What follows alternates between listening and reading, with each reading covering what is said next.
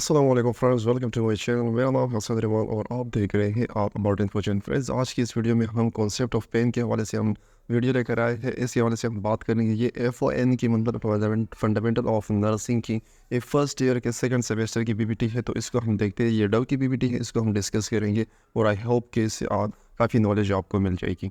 तो बढ़ते हैं अपने ऑब्जेक्टिव्स के हवाले से।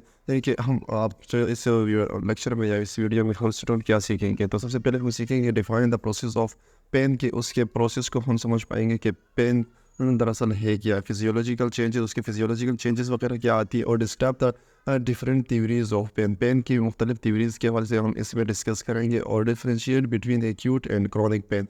इसमें एक्यूट और क्रॉनिक पेन में हम डिफ्रेंशिएट कर पाएंगे कि एक्यूट किस चीज़ के पेन को कहते हैं और क्रॉनिक कौन सा पेन होता है। Discuss the non pharmacologic intervention pain management, इनके बगैर मेडिसिन के हम किस तरह से पेन को मैनेज कर सकते हैं। और identify pharmacological intervention for pain, के मतलब कि हम मेडिसिन को यूज़ करते हुए पेन को कैसे मैनेज कर सकते हैं। तो ये चीज़ें हम आज की इस वीडियो में सीखेंगे। आज की वीडियो काफ़ी लंबे होने वाली है, तो आई होप कि आप इस वीडियो को कंप्लीट देखने के बाद कोई भी सवाल आपके जहन में जो है वो नहीं रहेगा।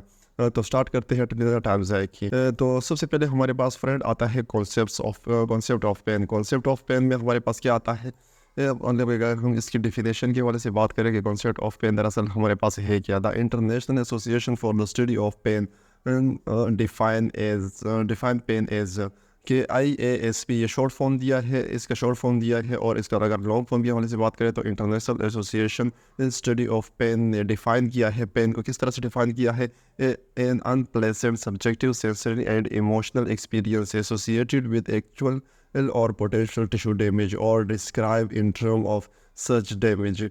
IASP ने ये डिफ़ाइन किया है 2010 में। इसके मतलब क्या है कि एक पर्सन को एक्चुअल अभी कोई दर्द हो रहा है या इसकी वजह से इन फ्यूचर, मतलब कि पोटेंशियल जो है, पोटेंशियल का मतलब ये है कि इन फ्यूचर कोई टिश्यू डैमेज हो सकता है, कोई नुकसान हो सकता है, जिसकी वजह से उसका मूड अगर देखे तो वो नाखुशगवार होगा, अनप्लेजेंट होगा। और ये सब्जेक्टिव सेंसेशन होती है, मतलब कि सिर्फ आपके मरीज़ को जो है ये सेंसेशन महसूस होती है। और इसका और इमोशनल मतलब जज्बाती एक्सपीरियंस शो हो रही होगी। ये किसी नुकसान की सूरत में भी हो सकता है कि मतलब कि अगर आपको कोई नुकसान वगैरह, आपके पेशेंट को नुकसान हुआ है सच डैमेज, तो उसकी सूरत में भी ये हो सकता है।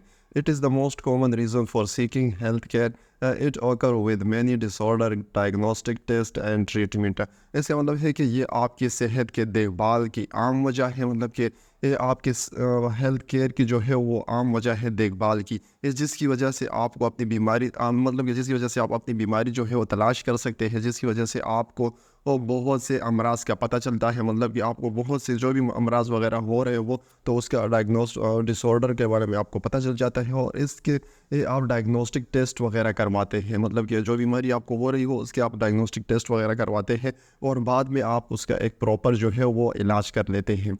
तो ये एक इंडिकेटर के तौर पर भी, ये जो पेन है हमारा एक इंडिकेटर के तौर पर भी काम करता है। ये आपको सिग्नल देता है कि आपके जिस्म में कोई तोड़ फोड़ हो रही है या कोई ऐसा मसला शुरू हो गया है। तो ये कॉन्सेप्ट ऑफ पेन की डिफिनेशन वगैरह थी। ये अब हम आगे बढ़ते हैं। आगे हमारे पास आता है नोसिसेप्टर। नोसिसेप्टर फ्रेंड्स, हमारे पास नोसिसेप्टर है क्या, नोसिसेप्टर के हवाले से हम देख लेते हैं। तो फ्रेंड्स, हमारे पास नोसिसेप्टर के हवाले से the extent to which pain is perceived depend on the interaction between the body analgesia system, the nervous system transmissions and mind interpretations of stimuli and its meaning। इसका मतलब है कि आप जो है जो पेन वगैरह रिसीव कर रहे हैं उसका इंटरेक्शन जो है उसका वो किस चीज़ पे डिपेंड करता है, वो आपके बॉडी एनाल्जेसिया सिस्टम पे डिपेंड करता है, मतलब कि इनका आपस में लिंक वगैरह जो है वो कैसा है। द नर्वस सिस्टम ट्रांसमिशन, के नर्वस सिस्टम का आपका जो ट्रांसमिशन जो सिग्नल भेज रहा होता है वो किस तरह से मतलब कि इसमें काम परफॉर्म कर रहा है, या इंटरप्रिटेशन और स्टिमुलाई, मतलब कि आप उस पर किस तरह से रिएक्ट वगैरह कर रहे हैं, तो इसके हवाले से इसमें दिया है। The peripheral nervous system includes specialized primary sensory neurons that detect mechanical, thermal and chemical conditions associated with potential tissue damage। कि मतलब कि इन फ्यूचर अगर आपको कोई टिश्यू वगैरह आपका डैमेज हो रहा है तो पेरिफेरल नर्वस सिस्टम जो है यही डिटेक्ट करता है। इसमें स्पेशलाइज्ड प्राइमरी सेंसरी न्यूरॉन्स होते हैं जो कि आपके मैकेनिकल, अगर आपको कोई मैकेनिकली कोई टिश्यू डैमेज वगैरह हो रहा है या कोई चोट वगैरह लग रही है, या थर्मल मतलब कि कोई गर्म चीज़ से आपको कोई नुकसान हो रहा है, या केमिकल के ज़रिए आपको कोई नुकसान हो रहा है, तो इन फ्यूचर आपको मतलब कि आपके टिश्यू इससे डैमेज हो सकते हैं, तो ये आपको डायरेक्ट सिग्नल वगैरह दे देते हैं कि इससे आपको कोई नुकसान वगैरह हो रहा है। When this nociceptor are activated, जब ये नोसिसेप्टर एक्टिवेटेड हो जाते हैं, signal are transduced and transmitted to the spine and brain, where the signals are modified before they are utilized, understood and then left.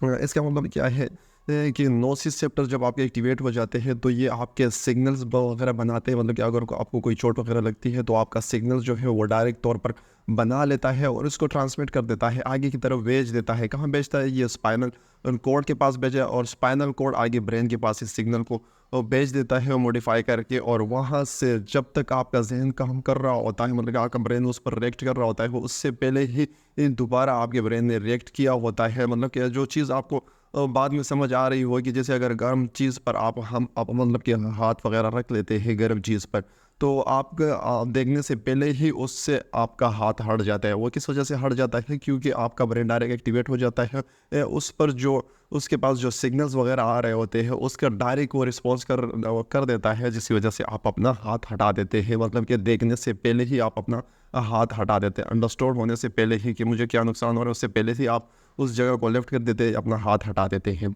The physiological process related to pain perception are describe as nociceptor. और इस पूरा process वगैरह जो भी चीज़ वगैरह हो रही होती है, ये किस चीज़ की बनस्बत होती है? ये एक नोसिसेप्टर हमारे पास हमारे जिस्म में होता है, जो पूरे बॉडी में हमारे पास अवेलेबल होता है, उसकी वजह से हमारे पास हो रही होती है, जिसको हम नोसिसेप्टर कहते हैं या नोसिसेप्शन का अमल कह रहे होते हैं। तो टाइप ऑफ पेन के हवाले से देखेंगे कि टाइप ऑफ पेन हमारे पास क्या है। The physiological process are involve in nociception के हवाले से हम इसमें देखेंगे कि नोसिसेप्शन जो फिजियोलॉजिकल प्रोसेस वगैरह या चेंजेस वगैरह आ रही होती है नोसिसेप्शन की बदौलत, तो वो क्या क्या चेंजेस वगैरह आ रही होती है। सबसे पहले हम देखेंगे ट्रांसडक्शन के हवाले से कि ट्रांसडक्शन किस अमल को कहते हैं, और इसके बाद हम कहते हैं ट्रांसमिशन। ट्रांसमिशन में सिग्नल बन रहे होते हैं और या ट्रांसमिशन इनके ज़रिए आपके ब्रेन तक पहुंच रहे होते हैं, और जब आपके ब्रेन तक पहुंच जाते हैं तो उसको परसेप्शन कहते हैं। मतलब कि आपका ब्रेन उसको रिसीव कर लेता है। और मॉड्यूलेशन का मतलब है कि मॉड्यूलेशन आपके ब्रेन जो है उस पर रिएक्ट क्या कर रहा है, तो इसको हम वन बाय वन आगे जाकर देखेंगे। तो ये डायग्राम वगैरह दिया है, डायग्राम से समझने के लिए आपको कि डायग्राम से आपको समझ आ जाए कि अगर कोई गर्म चीज़ आपके मतलब कि आपके नोसिसेप्टर ने डिटेक्ट कर ली है, तो उसकी बदौलत आपके ट्रांसडक्शन आपके सिग्नल वगैरह ये बना लेगा और डायरेक्ट ट्रांसमिट कर लेगा स्पाइनल कोड वगैरह के ज़रिए, ताकि आपका ब्रेन जो है वो परसीव करे, उस चीज़ को परसीव करे और उसको अंडरस्टैंड करे, और बाद में उस पर जो रिएक्ट कर रहा होता है उसे हम मॉड्यूलेशन कहते हैं, और दोबारा वो मॉड्यूलेशन के थ्रू जो है उस पर रिएक्ट कर रहे जो भी प्रोसेस हो रहा होता है। तो एक डायग्राम के थ्रू जो है यही प्रोसेस दिया था। अब हम आगे बढ़ते हैं। सबसे पहले हमारे पास आता है transductions of pain. Transduction of pain हमारे पास है क्या? स्पेशलाइज पेन रिसेप्टर और नोसिसेप्टर। हम इसको रिसेप्टर भी कह सकते हैं, हमारे पास रिसेप्टर होते हैं, या नोसिसेप्टर्स इसको हम कह सकते हैं। Can be excited by the mechanical, thermal and chemical stimulus. मतलब कि आपके जिस्म को अब कोई नुकसान हो रहा हो, जो केमिकल वगैरह चीज़ मैकेनिकल से हो रहा है, या कोई थर्मल कोई गर्म चीज़ से वगैरह आपको हो रहा है, या केमिकल कोई भी चीज़ आपके जिस्म को टच कर रही हो, तो उस पर आपका ब्रेन जो है वो डायरेक्ट आपका जिस्म जो है वो डायरेक्ट नोसिसेप्टर एक्टिवेट हो जाते हैं। Pain stimula is converted to electrical signal. Pain stimula मतलब कि आपको पेन वगैरह है तो हो रहा होता है, या पेन लगने के चांसेस शुरू हो जाते हैं, तो वो उसको डायरेक्ट जैसे डिटेक्ट करेगा वो उसको इलेक्ट्रिकल एनर्जी में कन्वर्ट कर देगा। This electrical energy is now as transduction. इस इलेक्ट्रिकल एनर्जी को हम ट्रांसडक्शन कहते हैं। इस प्रोसेस को मतलब कि आपके जिस्म को कोई भी चीज़ टच हो रही है, वो कोई मैकेनिकल इंजरी हो सकती है, कोई थर्मल इंजरी हो सकती है, या केमिकल इंजरी हो सकती है। जैसे आपको जिस्म के कोई इंजरी वगैरह हो रही होगी, तो उसको डायरेक्ट इलेक्ट्रिकल एनर्जी में या इलेक्ट्रिकल सिग्नल में कन्वर्ट कर देता है। और इस अमल को हम क्या कहते हैं? इस अमल को हम ट्रांसडक्शन कहते हैं। This stimula send as impulse across a peripheral nerve fibre nociceptor. और इस मतलब कि जो सिग्नल वगैरह उसने इम्पल्सिस वगैरह जनरेट किए हैं, वो हम किस चीज़ के ज़रिए हमारे मतलब कि हमारे स्पाइनल कोड तक पहुंचते हैं, वो हमारे पास पेरिफेरल नर्व फाइबर के थ्रू वो हमारे पास पहुंच रही होती है या चली जाती है। नेक्स्ट हम बताते हैं ट्रांजैक्शन ऑफ पेन, वही दोबारा आगे मजीद और डिफाइन किया है कि ड्यूरिंग द ट्रांजैक्शन फेज के दौरान जो है harmful stimuli trigger the release of biochemical mediators, कि हमारा जो हार्मफुल जो जगह हमें नुकसान वगैरह, जिस जगह पर हमें नुकसान हो रहा होता है वहाँ पर हमारे पास बायो और केमिकल मीडिएटर्स होते हैं जो ट्रिगर कर रहे होते हैं कि कोई भी नुकसान वगैरह हो रहा है तो हम आगे सिग्नल पहुंचाए, सच एज प्रोस्टाग्लैंडिन हमारे पास ये बायोकेमिकल्स है हमारे पास। प्रोस्टाग्लैंडिन वहाँ पर रिलीज होंगे, ब्रेडिकाइनिन, सेरोटोनिन, हिस्टामिन और सब्सटेंस भी हमारे पास वहाँ पर रिलीज होते हैं विच सेंसिटाइज नोसिसेप्टर, जो हमारे पास नोसिसेप्टर जो है वो मतलब कि सेंसिटाइज कर लेते हैं, सेंस कर रहे होते हैं। Painful stimuli also causes movement of ions across cells membrane which excite nociceptor। हमारे पास जो हमारा सेल होता है उसके सेल मेम्ब्रेन के थ्रू ये केमिकल्स वगैरह हमारे सेल के थ्रू जो है सेल मेम्ब्रेन के थ्रू हमारे जो है मूवमेंट कर रही होती है और हमारे नोसिसेप्टर को एक्साइट कर देती है, उछाल देती है दोबारा, मतलब कि एक्साइटमेंट उसकी शुरू कर देती है कि आप आगे जो है वो प्रोसेस शुरू कर दें। This conversion is now as the transaction, इस कन्वर्जन को हम ट्रांजैक्शन कहते हैं। जैसे कि मैंने पहले बताया है कि इलेक्ट्रिकल सिग्नल्स वगैरह जो है इलेक्ट्रिकल इम्पल्सेस वगैरह ये जनरेट कर रहे हैं उसको हम ट्रांजैक्शन वगैरह कहते हैं। Pain medication can work during this phase by blocking the production of prostaglandin, मतलब कि इस फेज़ में हमारे पास क्या काम हो रहा होता है। अगर आपने कोई उसके थ्रू मेडिसिन का यूज़ किया है तो आपके जिस्म में जाकर जो प्रोस्टाग्लैंडिन रिलीज़ हो रहे होते हैं उसको जो है वो ब्लॉक कर देते हैं, उसकी ब्लॉकिंग वगैरह कर देते हैं। इसमें हमारे पास ये मेडिसिन के कुछ नाम दिए हैं कि आइबोप्रोफेन और एस्पायरिन जब मेडिसिन हम यूज़ कर लेते हैं तो ये हमारे प्रोस्टाग्लैंडिन को जो है वो ब्लॉक कर देते हैं। और by decreasing the movement of ion across the cell membrane, या हमारे सेल मेम्ब्रेन के अंदर जो चीज़ें मतलब कि आ रही जा रही होती हैं, जो न्यूट्रंस वगैरह जा रहे होते हैं उसको जो है उसकी मूवमेंट को जो है वो डिक्रीज़ कर देते हैं, कम कर देते हैं, जिसकी वजह से हमें पेन जो है वो थोड़ा कम महसूस हो रहा होता है, जिसे हम लोकल एनेस्थेटिक्स जो है लोकल एनेस्थीसिया भी कहते हैं या लोकल एनेस्थेटिक्स भी इसको हम कह सकते हैं, एग्जांपल के थ्रू यहाँ पर दिया है। तो नेक्स्ट हम बढ़ते हैं।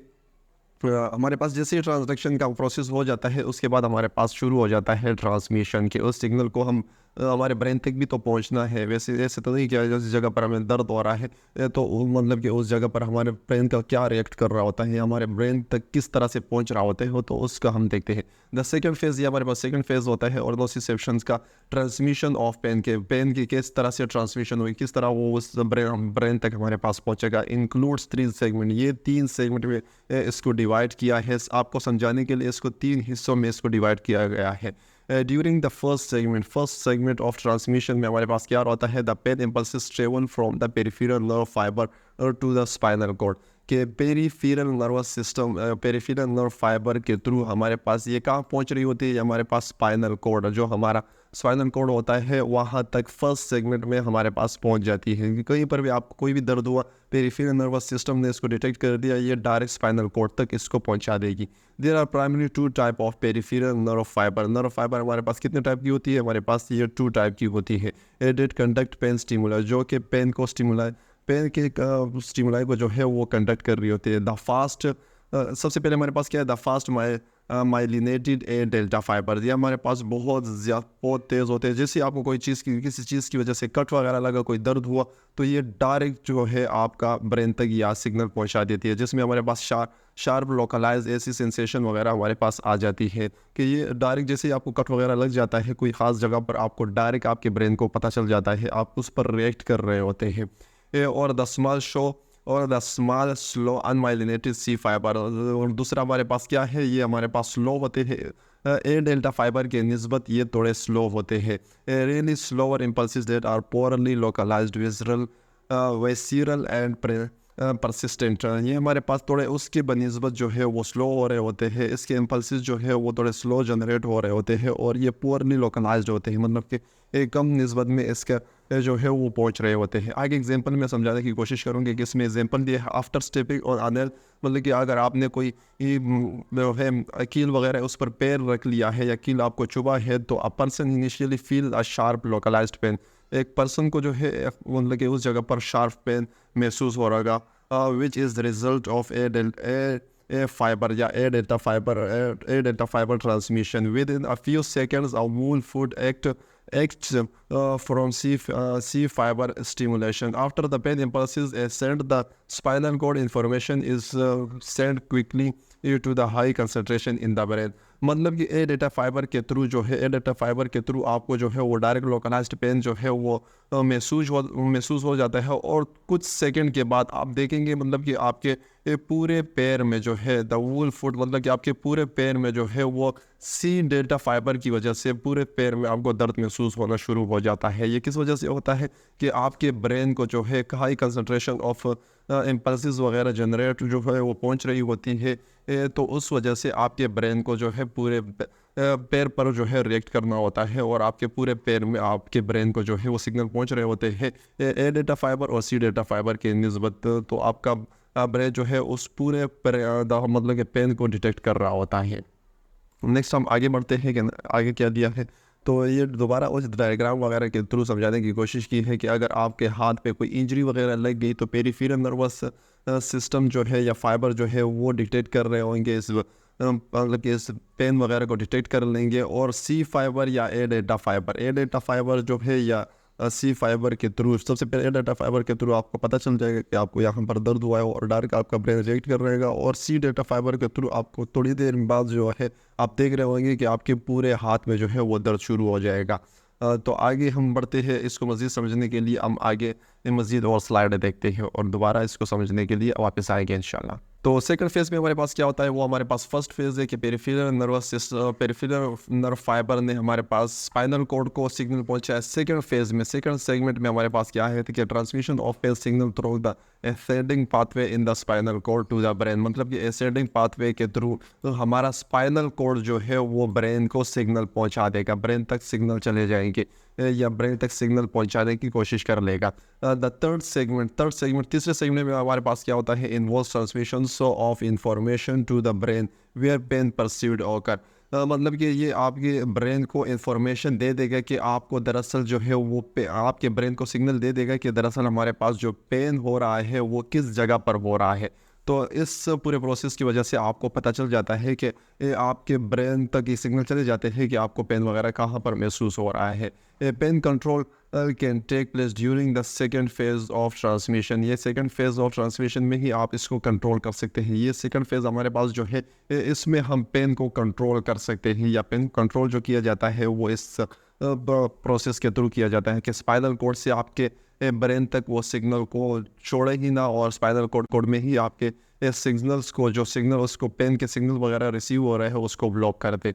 इसको हम आगे मज़ीद देखेंगे। फॉर एग्जांपल जो दिया है इसमें ओपियोइड नारकोटिक एनाल्जेसिस, नशावर मेडिसिन वगैरह जो पेन किलर होते हैं उसको यूज़ करते हैं, block the release of neuro transmitter particularly substance P which stop the pain at the spinal level, मतलब कि आपके स्पाइनल लेवल में ही ये जो न्यूरो ट्रांसमीटर जनरेट हो रहे थे स्पाइनल थ्रू के ज़रिए, स्पाइनल कॉर्ड के ज़रिए आपके ब्रेन तक पहुंच रहे होते हैं, इसको जाके ये नारकोटिक्स जो हम मेडिसिन यूज़ करते हैं ये आपके उस सिग्नल्स को जो है वो ब्लॉक कर देता है, और सब्सटेंस पी जो हमारे पास सब्सटेंस पी रिलीज़ हो रहा होता है या आपके इस सेल मेम्ब्रेन के आर पार जा रहा होता है उसको बंद कर देता है, स्टॉप कर देता है, जिसकी वजह से आपको पेन जो है बाद में महसूस नहीं होता। नेक्स्ट हम देखते हैं परसेप्शन ऑफ पेन, मतलब कि आपके ब्रेन तक तो सिग्नल पहुंच गया, अभी आपका ब्रेन उस पर रिएक्ट वगैरह भी करेगा, लाजमी बात है, उसको आप दर्द महसूस होगा, उसको जो है वो पेन महसूस होगा तो उस पर फिर रिएक्ट करेगा बाद में। It is the third process of nociception, ये हमारे पास तीसरा प्रोसेस होता है नोसिसेप्शन का। It is when a person become conscious of pain, मतलब कि एक मरीज़ को जो है वो पेन का, एक पर्सन को जो है वो पेन का पता चल गया है, वो उसको कॉन्शियस हो गया है कि मुझे पेन हो रहा है। It is the believed that pain perception occur in the corticular structure which allow for different cognitive behavioral categories to be applied to reduce the sensory and effective component of pain, मतलब कि आपके brain ने उस पर detect करना शुरू कर दिया और आपने उसके ऊपर सोचना शुरू कर दिया कि इस पेन को जो है वो किस तरह से मतलब कि कम किया जाए या किस तरह से इसको ख़त्म किया जाए। तो उस लिहाज से हमें परसेप्शन ऑफ पेन के हवाले से इसमें पता चल जाता है, मतलब कि आपके ब्रेन को पता चल जाता है कि मुझे दरअसल किसी चीज़ कोई चीज़ लगी है या किसी चीज़ वजह से मुझे कट लगा है या कोई नुकसान हुआ है, हमारे टिश्यू डैमेज वगैरह हुआ है। For example cognitive behaviour therapy, इसमें बिहेवियर थेरेपी ये एक थेरेपी है जिसमें आपका जो है मतलब कि आपके सोचने का जो अमल है उसको चेंज कर देते हैं। And approaches such as distraction, imaginary and music can help direct the client attention away from pain. मतलब कि आपके पेन को, जो आप पेन महसूस कर रहे हैं उसको आपको आपसे डिस्ट्रैक्ट कर रहे होते हैं, आपको उससे हटा रहे होते हैं, या इमेजनरी या म्यूज़िक के थ्रू, मतलब कि कोई म्यूज़िक वगैरह किसी को लगा दे तो उसके थ्रू उसका पेन जो है वो थोड़ा कम हो जाता है। मतलब कि आपके जो सोचने का अमल है, जिस चीज़ के बारे में आप सोच रहे होते हैं, उस सोच के आपको मतलब कि आपको ख़त्म कर देता है। आपका सोच उस जगह से हटा देते हैं, दूसरी जगह पर लगा देते हैं, ताकि आप उस चीज़ के बारे में ज़्यादा ना सोचें, तो आपका पेन जो है आपको महसूस ही ना होगा, मतलब कि महसूस ही नहीं होगा या कम हो जाएगा।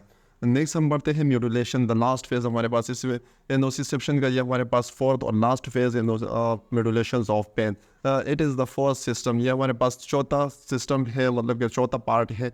After describe as descending system. Descending system मतलब कि आपके ब्रेन तक वगैरह सब कुछ पहुंच गया, आपके ब्रेन को पता चल गया कि मुझे किसी चीज़ से दर्द हो रहा है, तो आपका ब्रेन उस पर रिएक्ट क्या करेगा, क्या डिटेक्ट करेगा, और क्या रिएक्शन वगैरह उसका होगा।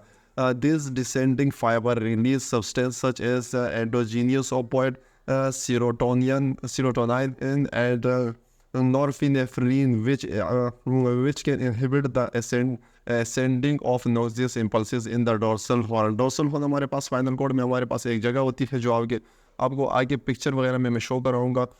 उसको जो असेंडिंग, जो हमारे पास जो सिग्नल हमारे पास आ रहे होते हैं, उसको जाकर ये ब्लॉक कर देता है, ख़त्म कर देता है। किस चीज़ के थ्रू? ये हमारे पास एक सब्सटेंस होता है, इसके थ्रू या ये मुख्तलिफ सब्सटेंस है जो डिसेंडिंग फाइबर से रिलीज़ होते हैं। मतलब कि डिसेंडिंग फाइबर हमारे पास जो उस पर रिएक्ट कर रहा होता है, ये रिलीज़ कर रहा होता है कि उस पेन को जो है कम से कम किया जाए या ख़त्म किया जाए। तो ये हमारे पास 4 स्टेज होता है। तो आगे हम बढ़ते हैं। ये दोबारा एक डायग्राम दिया है, डायग्राम के इस ज़रिए मैं आपको समझाने की थोड़ी कोशिश करूँगा कि यहाँ पर आपको कोई पेन वगैरह, फॉर एग्जांपल यहाँ पर आपको कोई पेन वगैरह महसूस हुआ, आपके जो ए डेल्टा फाइबर या सी डेल्टा फाइबर ने उसने आगे जो है स्पाइनल कॉर्ड को दिया, और स्पाइनल कॉर्ड ने आपके ब्रेन तक यहाँ तक पहुँचा दिया, और यहाँ से आपके मतलब कि यहाँ पर ट्रांसडक्शन हुई, इस जगह पर हमारे पास ट्रांसडक्शन हुई, और यहाँ तक जो अमल हुआ, ये पूरा जो प्रोसेस हुआ, इसको हम ट्रांसमिशन कहते हैं कि यहाँ से आपके ब्रेन तक यहाँ कैसे पहुँच गया। और फिर इस जगह से आपके ब्रेन के उस ख़ास एरिया पर, क्योंकि हमारे ब्रेन में कुछ ख़ास एरिया होते हैं, कुछ ख़ास जगह होती है हर एक चीज़ को कंट्रोल करने के लिए, वहाँ तक पहुँचने के लिए इसको हम जो है वो परसेप्शन कहते हैं, कि आपके पेन का समझ आपको आ जाए कि मुझे दरअसल पेन हो रहा है और किस जगह पर पेन हो रहा है। फिर वहाँ से आपके ब्रेन ने दोबारा रिएक्ट किया, क्योंकि दोबारा आपका ब्रेन भी उसके ऊपर रिएक्ट करेगा, और यहाँ से आपके इस चैनल के थ्रू जो ब्लू कलर का वाज़े हो रहा है, इसे हम म्यूडुलेशन कहते हैं, कि आपका ब्रेन ने जो है उस पर क्या रिएक्ट किया या क्या रिएक्ट कर रहा है आपके ब्रेन। तो ये पूरा प्रोसेस है इस डायग्राम के थ्रू, आई होप आपको समझ आ गया होगा। नेक्स्ट हम बढ़ते हैं टाइप ऑफ पेन, कि हमारे पास कितने किस्म के हमारे पास टाइप होती है। Pain is categorised by the, pain को हमने कैटेगराइज किया है ड्यूरेशन के हवाले से और पैथोलॉजिकल कंडीशन के हवाले से, कि हमारे पास एक्यूट पेन है या क्रॉनिक पेन है, या हमारे पास जो पेन है वो कैंसर पेन है या मतलब कि न्यूरोपैथिक पेन है। क्लासिफिकेशन ऑफ पेन, उसको हम अगर क्लासिफिकेशन के हवाले हम बात करें तो पेन को ड्यूरेशन के हवाले से, लोकेशन के हवाले से, इंटेंसिटी और इथियोलॉजी के, मतलब इसकी वजूहात वगैरह, वजह इसकी क्या बनी, किस वजह से ये पेन हो रहा है। तो सबसे पहले हमारा ड्यूरेशन, और इसको वन बाय वन हम आइए डिस्कस भी करेंगे कि एक्यूट पेन है या क्रॉनिक पेन है या लोकलाइज्ड कोई ख़ास जगह है, किस जगह पर उसको पेन हो रहा है, तो उसका भी हम देखेंगे कि मतलब कि सर में दर्द हो रहा है, बैक दर्द हो रहा है, जॉइंट्स वगैरह में हो रहा है, स्टमक में हो रहा है, या दिल की तरफ कोई दर्द वगैरह हो रहा है, उसकी इंटेंसिटी क्या है, उसके दर्द की शिद्दत क्या है, उसके हवाले से हम देखेंगे इसमें। और इथियोलॉजी, मतलब कि किस वजह से बना, इसकी वजूहात वगैरह क्या बनी, तो इसको हम वन बाय वन आगे जाके डिस्कस करेंगे।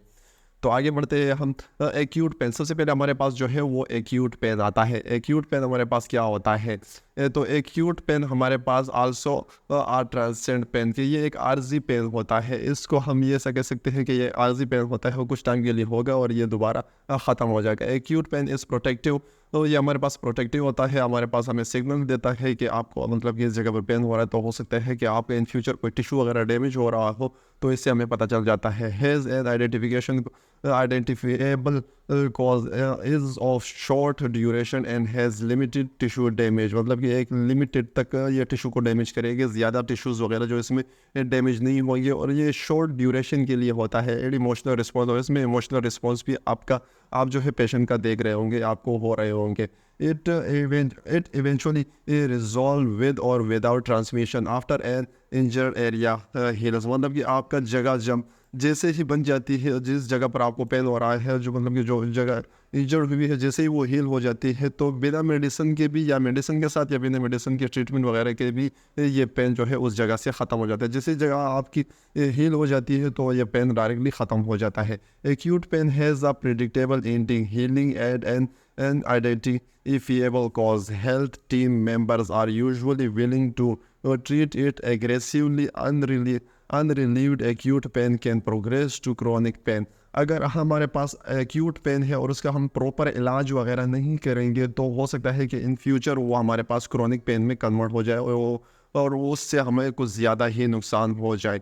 तो ये प्रेडिक्टेबल एंडिंग वगैरह, मतलब ये हीलिंग वगैरह, जैसे मैंने ऊपर समझाया कि जैसे उसकी हीलिंग वगैरह हो जाती है, हेल्थ टीम की हमारे पास कोशिश क्या होती है कि उसको हील किया जा सके, उस ज़ख़म को वगैरह को उसको जल्द से जल्द सही किया जा सके। जैसे वो ज़ख़म सही हो जाएगी तो आपका पेन जो है वो डायरेक्ट ही ख़त्म हो जाता है।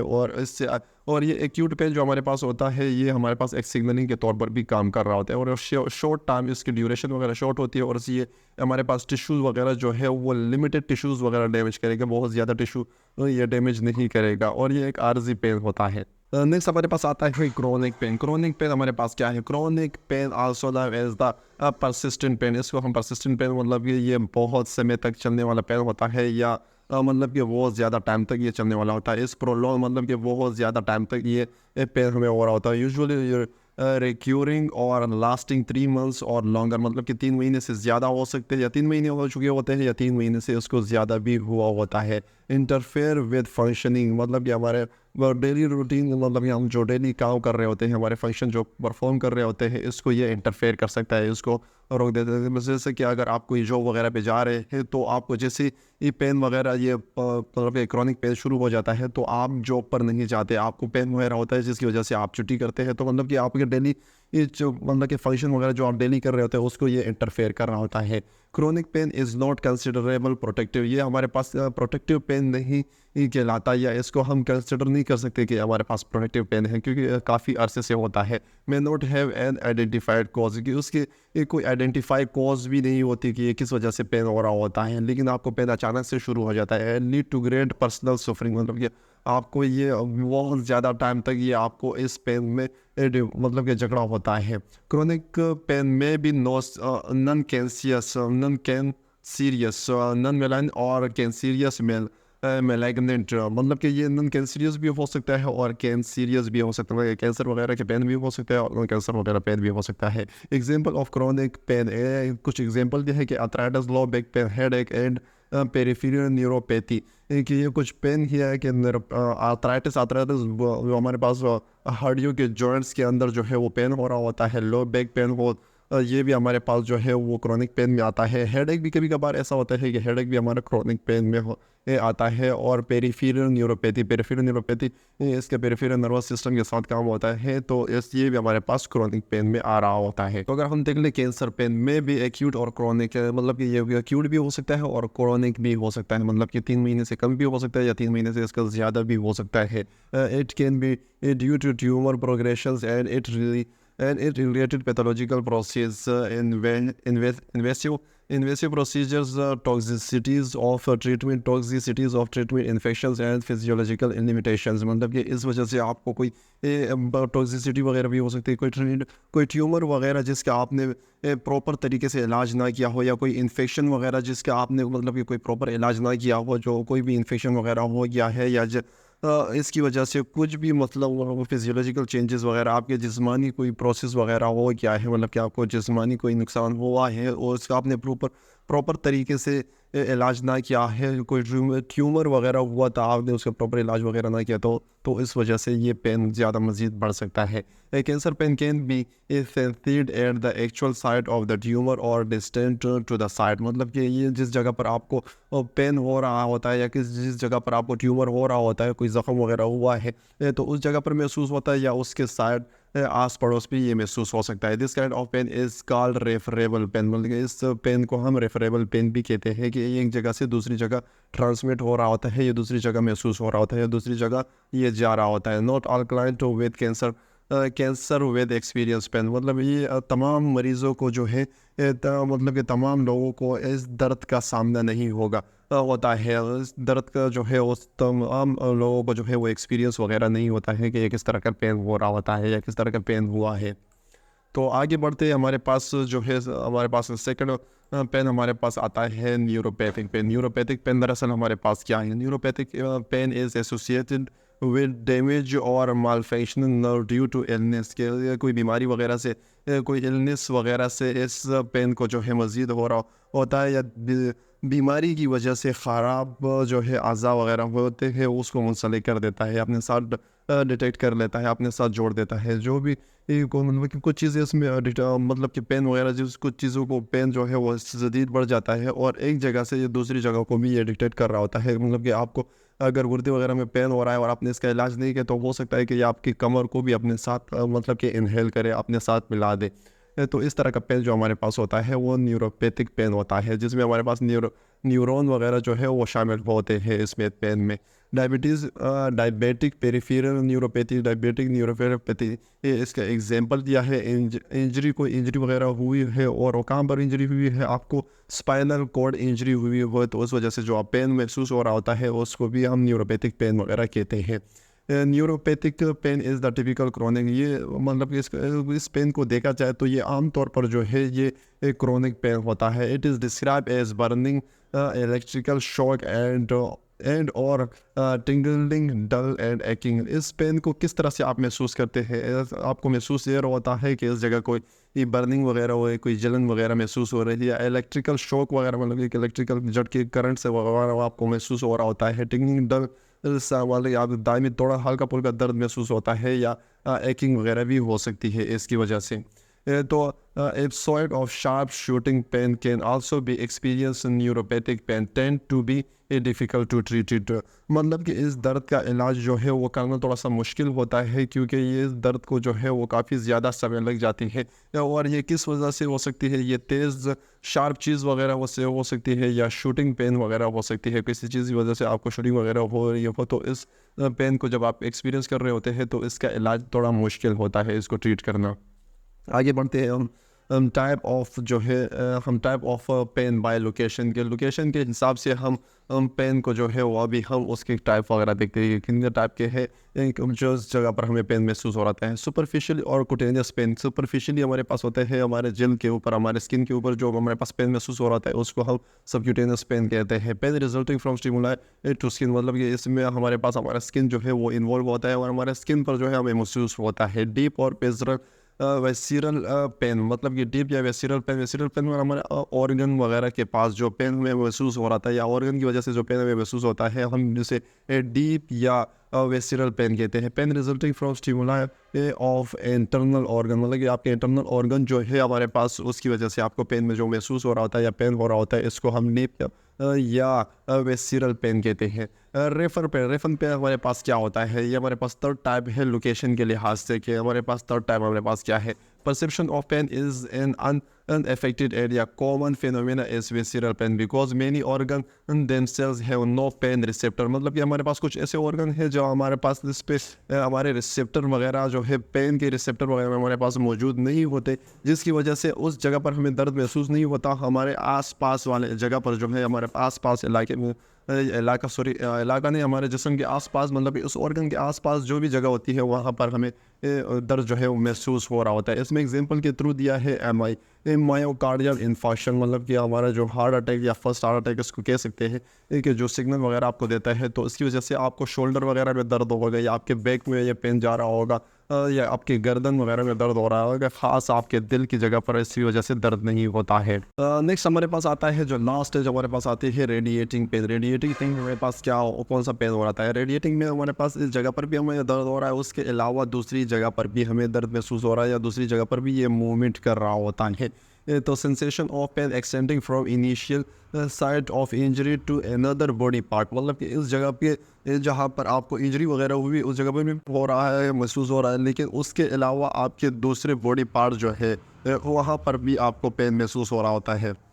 एग्जाम्पल के थ्रू दिया है कि लो बैक पेन हमारे पास आता है sciatic nerve irritation radiation down to leg.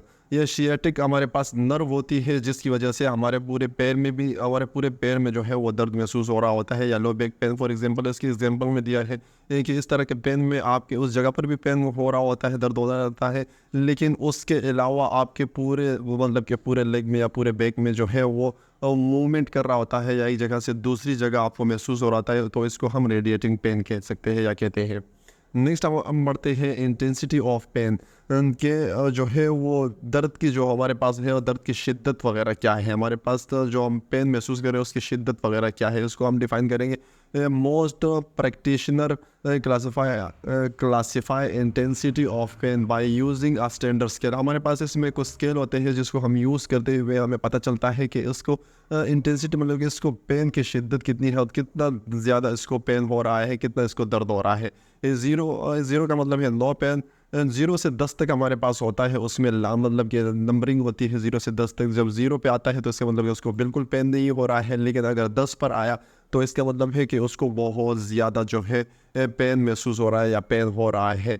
1 to 3 इसमें हम कुछ वो दिए हैं रेंजेस वगैरह दिए कि 1 to 3 है तो इसको हम माइल्ड पेन कहते हैं, और 4 to 6 है तो इसको हम मॉडरेट पेन कहते हैं, और 7 to 10 है तो इसको हम सीवियर पेन कहते हैं, और लास्ट में अगर बिल्कुल 10 आ गया है तो इसको हम वर्स्ट पॉसिबल पेन कहते हैं, मतलब कि उसको बहुत ज़्यादा जो है वो पेन हो रहा है।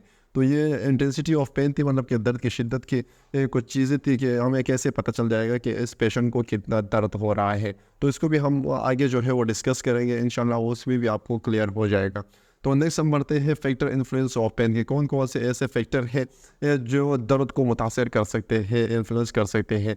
डिग्री ऑफ पेन परसेप्शन के मतलब कि उसको कितनी डिग्री, मतलब कि वही स्केल के हवाले से बात आए कि उसको कितना दर्द जो है वो महसूस हो रहा है, कितना दर्द हो रहा है। पास्ट एक्सपीरियंस उसके पेन के हवाले से उसका एक्सपीरियंस कैसे रहा, पिछली दफ़ा भी उसको कोई पेन वगैरह हुआ है या उसने अगर पहली दफ़ा ये पेन को महसूस कर रहा है। सोशल फैक्टर, उसको सोशल फैक्टर उसकी क्या हो सकती है, अटेंशन को कोई अटेंशन वगैरह दे, और उसको फैमिली जो है उसको सपोर्ट कर रही है या नहीं। कुछ ऐसे लोग होते हैं जिसको अगर पेन वगैरह हो भी रहा है तो उसकी फैमिली कोई सपोर्ट नहीं करती, वो कहते हैं कि ये ऐसी नाटक वगैरह कर रहा है, तो उस वजह से भी उसको जो है वो पेन काफ़ी ज़्यादा होता है, मतलब कि वो ज़्यादा महसूस करता है साइकोलॉजिकली। अच्छा, फिजियोलॉजिकल फैक्टर हमारे पास क्या हो सकते हैं कि एज की वजह से उसको हो सकता है, फैटिग या जीन्स की वजह से भी उसको जो है पेन में कमी या ज़्यादती हो सकती है। सोशल फैक्टर हमारे पास दोबारा इसमें दिया है कि अटेंशन उसकी तरफ कितनी है या प्रीवियस एक्सपीरियंस उसका कितना है, पिछली दफ़ा जब उसको पेन वगैरह हुआ था तो उसका एक्सपीरियंस उसको कैसे था, या फैमिली उसको सपोर्ट कर रही है या सोशल सपोर्ट उसको कोई मिल रहा है या नहीं मिल रहा। नेक्स्ट हम बढ़ते हैं साइकोलॉजिकल फैक्टर। साइकोलॉजिकल हमारे पास फैक्टर क्या क्या हो रहे हैं कि एंजाइटी वगैरह, उसको घबराहट बेचैनी वगैरह तो नहीं हो रही, कोपिंग स्टाइल मतलब कि उसको वो उस दर्द को किस तरह से जो है उसका मुकाबला वगैरह कर रहा है। स्पिरिचुअल मतलब इसका मतलब है कि रूहानी, जो आप कुछ लोग ऐसे होते हैं जो दीन वगैरह अपने मज़हब वगैरह पर कुछ ज़्यादा ईमान रखते हैं, कि मतलब कि उसका अपने मज़हब पर कितना ईमान वगैरह है या उसको पर महसूस करता है उसको दर्द उसकी वजह से कमी उसमें हो रही है या नहीं हो रही। ये कल्चरल फैक्टर मतलब कि कुछ कल्चर वगैरह भी ऐसे है जो जिसकी वजह से उसको काफ़ी ज़्यादा पेन जो है महसूस होता है। जैसे हमारे ज़्यादातर जो है वो बलोच ख़ानदानों में ऐसा होता है कि उनको अगर उनकी मतलब कि गायनी को कोई उसकी लेडीज़ को प्रॉब्लम है तो वो अपने दर्द को मतलब कि वाज़ा नहीं करेगी, किसी लोगों के सामने नहीं चिल्लाएगी या कुछ बोलेगी नहीं, तो उस वजह से उसको दर्द काफ़ी ज़्यादा जो है वो सहना पड़ता है। रिस्पॉन्स ऑफ हेल्थ प्रोफेशनल के, उसका हेल्थ प्रोफेशनल जो है उसको पेन हो रहा है, उसने हेल्थ प्रोफेशनल को बोला है, लेकिन उसका रिस्पॉन्स उसकी तरफ क्या है। काफ़ी ज़्यादा हॉस्पिटल वगैरह में ऐसा देखने को मिला है कि मतलब कि वो एक स्टाफ या नर्स को बोल देते हैं कि मुझे काफ़ी ज़्यादा पेन हो रहा है, तो लेकिन उसके तरफ वो मतलब कि उस नर्स या डॉक्टर का रिस्पॉन्स क्या है, वो किस तरह से उसको रिस्पॉन्स कर रहा है, कोई मेडिसिन वगैरह दे रहा है या जान छुड़ाने के लिए कोई आगे पीछे बहाने कर रहा है। तो काफ़ी ज़्यादा ऐसे देखने को मिला है कि वो बहाने कर देते हैं और उस तरफ मतलब कि रिस्पॉन्स नहीं कर रहे थे, उस तरफ ध्यान नहीं दे रहे थे कि ये रोज़ का ड्रामा है। इसका जो पेशेंट एडमिट होते हैं उसको ज़्यादातर जो है वो नर्स ऐसे ही बोलते हैं कि ये रोज़ का ड्रामा है, इसको अगर हम पेनाडोल वगैरह टेबलेट देंगे तो भी ये सही हो जाता है। तो उसका मतलब कि रिस्पॉन्स हेल्थ टीम का जो हेल्थ प्रोफेशनल है उसका रिस्पॉन्स उसकी तरफ कैसा है, तो उस वजह से भी ये फैक्टर है जो दर्द को मुतासर करते हैं।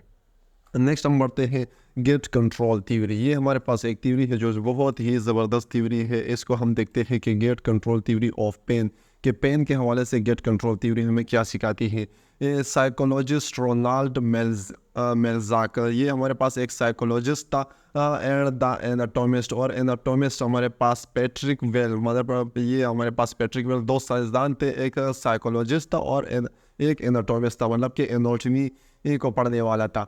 तो ये दो साइंसदान थे propose the gate control theory for pain in 1965। इन्होंने गेट कंट्रोल थ्योरी 1965 में एक्सप्लेन की कि दरअसल गेट कंट्रोल थ्योरी किस तरह से काम कर रही होती है। तो explain the physiological aspect of pain are as important as the physiological aspect, के साइकोलॉजिकल या फिजियोलॉजिकल एस्पेक्ट उसको पेन को वो किस तरह से परसीव कर रहा होता है या किस तरह से काम कर रहा होता है। अकॉर्डिंग टू देम, इनके मुताबिक the pain stimuli transmitted by afferent pain, जब पेन हमारे ब्रेन के थ्रू हमारे ब्रेन के पास जा रहा होता है, fibre are blocking by gate mechanical located at the posterior grey horn. Posterior grey horn हमारे पास हमारा एक जगह है जो आगे पिक्चर में वगैरह मैं आपको स्पाइनल कॉर्ड में शो कराऊंगा। हमारे स्पाइनल कॉर्ड की एक ग्रे हॉर्न जगह है जिस पर इसको ब्लॉक किया जाता है, मतलब कि इस सिग्नल्स को जो एफेरेंट हमारे ब्रेन के पास जा रहे होते हैं इसको ब्लॉक कर दिया जाता है, इसको रोक दिया जाता है, जिसकी वजह से हमारा पेन जो है वो ख़त्म हो जाता है। If the gate is open, अगर वहाँ पर कुछ गेट वगैरह इनके मुताबिक, इन साइंसदानों के मुताबिक कि स्पाइनल कॉर्ड में हमारे इस जगह पर जो है वो गेट होते हैं, अगर वो ओपन होगा पेन इज़ फील्ड, मतलब कि पेन के या दर्द को जो है हम महसूस कर रहे होते हैं उस टाइम पर। If the gate is close, अगर हमारा ये गेट बंद होगा पेन इज़ सप्रेस, तो हमारा पेन जो है वो सप्रेस हो जाएगा या दब जाएगा, मतलब कि उसको हम महसूस नहीं कर पाएंगे। तो इसमें हम ये चीज़ें हमारे से देखते हैं कि गेट कंट्रोल थ्योरी, इसको नाम भी इसलिए दिया है कि गेट कंट्रोल थ्योरी। तो नेक्स्ट हम बढ़ते हैं आगे की तरफ जाते हैं, तो इसको मज़ीद जो है डिफ़ाइन किया है कि मज़ीद इसमें क्या किया है। The gate control theory combines cognitive, sensory and emotional component in additional to physiological aspect. Physiological aspect में हमारे पास क्या होता है कि सोचने का अमल या सेंसरी अमल जो हम महसूस कर रहे होते हैं, और इमोशनल मतलब जो जज्बाती वगैरह कंपोनेंट होते हैं इसको भी इसमें ऐड किया है गेट कंट्रोल थ्योरी में। The mechanism act on a gate control system to block the individual perception of pain, मतलब कि ये उसके परसेप्शन को जो है वो ब्लॉक कर देता है गेट कंट्रोल थ्योरी के मैकेनिज्म में। इसमें ये बताया है कि गेट कंट्रोल थ्योरी में कि उसका जो पेन महसूस कर रहा होता है उसको ये जाके रोक देते हैं गेट कंट्रोल थ्योरी में। Pain perception is regulated through a gating mechanism at the dorsal hall to the spinal cord. Dorsal hall spinal cord का हमारे पास एक जगह है जिस पर जाकर ये गेट कंट्रोल थ्योरी इसमें डिफाइन किया है कि अगर ये गेट कंट्रोल थ्योरी वहाँ पर गेट खुला होगा तो हमें पेन महसूस हो रहा होगा, स्पाइनल कॉर्ड की एक जगह है, लेकिन अगर ये गेट बंद होगा तो हमें पेन जो है वो महसूस नहीं हो रहा होगा। The getting mechanism causes vasoconstriction and decreases nerve conduction velocity, thereby reducing the transmission of noxious stimuli। जो हम पेन महसूस कर रहे होते हैं, मतलब कि जो पेन हमें महसूस कर रहा होता है या मतलब हमको ज़्यादा पेन हो रहा होता है, तो उसमें हमारे पास क्या जो है मैकेनिज़्म परफॉर्म हो रहा है, वेजो कंस्ट्रक्शन, जो हमारे पास हमारे ब्लड का प्रोसेस हो रहा होता है, वेसल्स का प्रोसेस होता है, उसको इसमें शामिल किया है। और नर्व कंडक्शन के हमारे पास नर्वस सिस्टम का या नर्व्स का भी इसमें काम हो रहा होता है, तो उसको इसमें मतलब कि शामिल किया है, और इसी की वजह से ये ट्रांसमिट हो रहे होते हैं आगे की तरफ। ये सिग्नल जो है हमारे पास जो दर्द के सिग्नल है हमारे ब्रेन तक पहुंच रहे होते हैं। As a result the level of conscious awareness of pain in full sensation is alert. नतीजे के तौर पे मतलब कि ये जो हमारे एहसासात हमारे पास होते हैं, जो हमारे एहसास हम जो पेन को महसूस कर रहे होते हैं, जो एहसास हमें महसूस हो रहा होता है, इसको ये अगर मतलब कि एक बंदे की जो है वो कितनी बेदारी है या कितना उसको शऊर है कि उसको तब्दील कर सकता है इस पेन के सेंसेशन को, मतलब कि किन चीज़ों से वो तब्दील कर सकता है, अलर्ट कर सकता है। तो आगे हम आगे हम देखते हैं कि हमारे पास आगे क्या है। तो द लार्ज मतलब कि हमारे पास आगे जो है वो द लार्ज डायमीटर सेल्स है, the ability when the properly stimulated to close the gate and thus block transmissions of the pain impulses to the brain। मतलब कि ये हमारे पास गेट कंट्रोल थ्योरी का वो दिया है कि हमारे पास जो लार्ज डायमीटर हमारे पास लार्ज डायमीटर वाले सेल्स हमारे पास होते हैं, उनके पास ये एबिलिटी होती है कि वो इस गेट को जो है वो बंद कर सकते हैं और हमारे ट्रांसमिशन जो हमारा सिग्नल आगे पहुंच रहा होता है ब्रेन की तरफ या इम्पल्सिस पहुंच रहे होते हैं उसको ब्लॉक कर सकती है। Stimulant such as cutaneous massage, opioid released, and excessive stimulation all activity the large diameter cells to close the gate.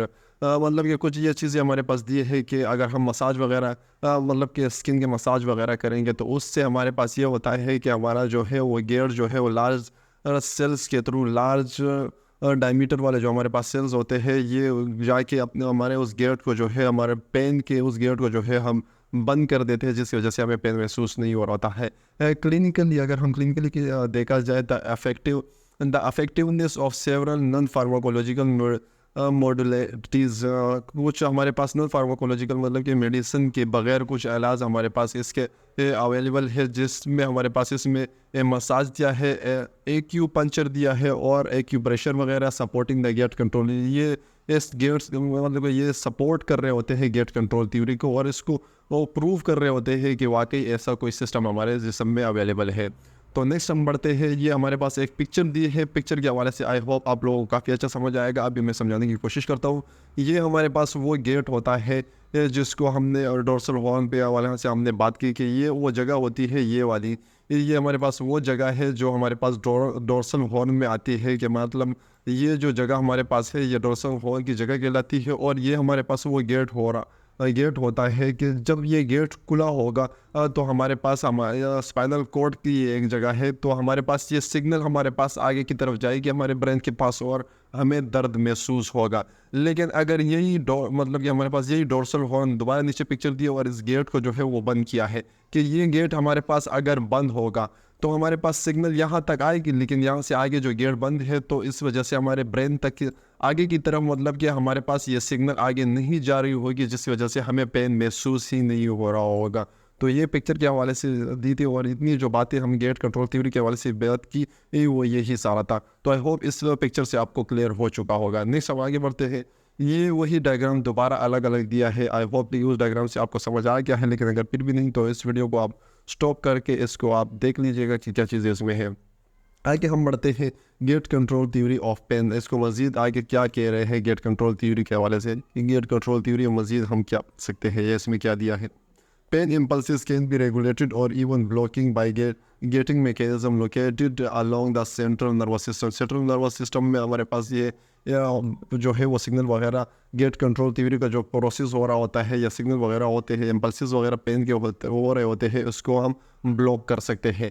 The theory suggests that pain impulses pass through when a gate is open and that impulses are blocking when gate is closed। वही बातें दोबारा की है कि अगर हमारे पास मतलब हमारा गेट जो है वो ओपन होगा तो हमें हमारे सिग्नल जो है वो आगे की तरफ जाएंगे और हमें दर्द महसूस होगा, लेकिन अगर हम हमारा जो है ये गेट बंद होगा तो हम उस सिग्नल्स को ब्लॉक करेंगे और हमें आगे दर्द जो है वो महसूस नहीं हो रहा होगा। This gating mechanism can be found in the cells of dorsal horn. या डोर्सल हॉर्न वही जगह जो अभी मैंने आपको दिखाई स्पाइनल कॉर्ड में, तो स्पाइनल कॉर्ड में ये एक जगह होती है जिस पर ये मैकेनिज्म जो है वो हो रहा होता है। Thalamus and limbic system, thalamus और लिम्बिक सिस्टम इसमें जो है इस सिस्टम के साथ काम परफॉर्म कर रहा होता है, मतलब कि हाइपोथैलेमस हमारे पास जो होता है ये भी इसके साथ काम परफॉर्म कर रहा होता है।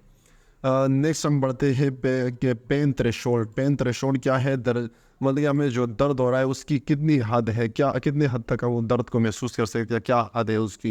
ये तो pain threshold is the point at which a person feel pain. जितने हद तक वो जो है वो दर्द महसूस कर रहा है, तो उसके हवाले से हम इसमें देखते हैं कि पेन थ्रेशोल्ड दरअसल ये पॉइंट है। Pain threshold can be different from different individual. मतलब कि पेन थ्रेशोल्ड जो है वो मुख्तलिफ लोगों का मुख्तलिफ हो सकता है। या हो सकता है कि किसी को वो दर्द ज़्यादा महसूस हो रहा हो सकता है कि कुछ लोगों को वो दर्द महसूस ही ना हो या हो कम हो रहा हो। क्या वजह होती है, बिकॉज स्ट्रेस की वजह से, एक्सरसाइज और मेनी अदर फैक्टर, और मुख्तलिफ अदर फैक्टर भी इसमें काम परफॉर्म हो रहे होते हैं। उसकी वजह से कुछ लोगों को पेन जो है वो ज़्यादा महसूस हो रहा था और कुछ लोगों को जो है वो पेन जो है वो कम महसूस हो रहा होता है। इंक्रीजिंग रिलीज ऑफ फिर हमारे पास वो कुछ हार्मोन्स या कुछ केमिकल्स वगैरह है जो हमारे पेन को जो है सप्रेस कर रहे होते हैं। Rising an individual pain threshold, या उसके पेन को जो है वो ज़्यादा बढ़ा भी सकते हैं या बढ़ा देते हैं। The amount of circulating substance vary in every individual, so the response of pain will be different among different individual. यही बात दोबारा की है कि हमारे पास कुछ ऐसे सब्सटेंस सर्कुलेट कर रहे होते हैं हमारे जिस्म में, जिसकी वजह से हमें पेन महसूस हो रहा है, और ये मुख्तलिफ लोगों में मुख्तलिफ तरह की ये पेन महसूस करवा सकते हैं। मतलब कि कुछ किसी को ये पेन ज़्यादा महसूस हो रहा होगा और किसी को ये पेन जो है कम महसूस हो रहा होता है। आगे बढ़ते हैं पेन मैनेजमेंट के हवाले से कि पेन मैनेजमेंट हम कैसे पेन को मैनेज कर सकते हैं। तो सबसे पहले हम असेसमेंट में देखते हैं कि असेसमेंट हम कैसे कर रहे होते हैं। As pain intensity is consider the fifth vital sign, pain को हम फिफ्थ वाइटल साइन भी कंसिडर करते हैं।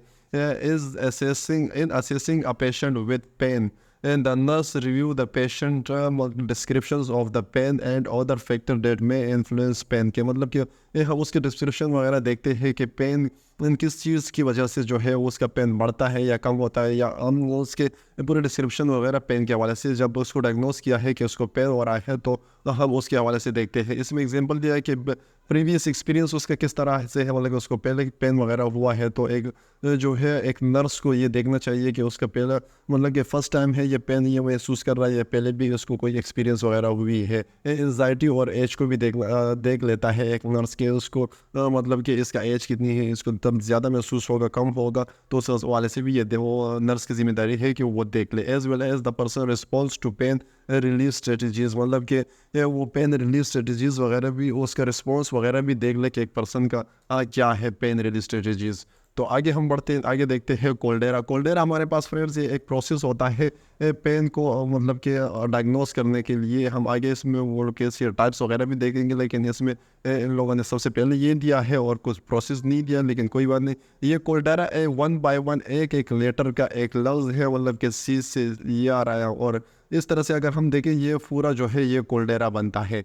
ये इसको हम किस तरह से देखते हैं। सी से हमारे पास कैरेक्टरिस्टिक ऑफ पेन के पेन की क्या कैरेक्टरिस्टिक है, क्या खसूसियात है, वो शार्प पेन है, डल पेन है, डिफ्यूज पेन है, या कोई प्रेशर वगैरह से पेन हो रहा हो, या किसी चीज़ की मतलब कि उसको स्क्वीज़ वगैरह हो रहा है, जैसे इसको ये महसूस हो रहा है कि किसी चीज़ ने उसको दबाया है, नचोड़ा है, कोई इस तरह से पेन हो रहा है, या हेवन वगैरह हो रहा है, या बारीपन मतलब कि उसको महसूस हो रहा है, किस तरह का पेन है उससे हम पूछते हैं। ये असेसमेंट में वगैरह में आते हैं कोल्डेरा, ये प्रोसेस है।